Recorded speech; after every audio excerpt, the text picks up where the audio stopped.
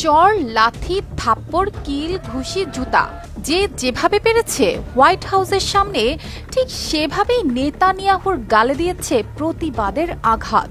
হ্যাঁ, এমন দৃশ্যই দেখা গেছে ওয়াশিংটনের সবচেয়ে নিরাপদ গেটের সামনে, যেখানে সারা রাত জুড়ে শত শত মানুষ জড়ো হয়েছিল কেবল একটাই বার্তা নিয়ে: গণহত্যার দায়ে দোষী নেতানিয়াহু।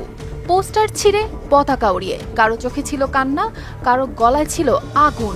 কেউ নেতানিয়াহুর ছবিতে ছুঁড়েছে জুতা, কেউ লাথি মেরে ব্যানার মুচড়ে দিয়েছে, আর চিৎকার করে গর্জে উঠেছে গাজার স্বাধীনতার পক্ষে। পুলিশের কড়া পাহারাও যেন বাঁধ মানেনি তাদের এমন প্রতিবাদ। এই বিক্ষোভের কেন্দ্রে ছিলেন ইসরায়েলের প্রধানমন্ত্রী বেনিয়ামিন নেতানিয়াহু। তাকে নিয়ে ওয়াশিংটনে হইচই শুরু হয়েছে তখন তিনি হাজির হয়েছেন যুক্তরাষ্ট্রের রাজধানীতে। সোমবার রাতের আধারেই পা রেখেছিলেন যুক্তরাষ্ট্রে। উদ্দেশ্য ছিল হোয়াইট হাউসে আমন্ত্রিত বিশেষ নৈশভোজে যোগ দেওয়া।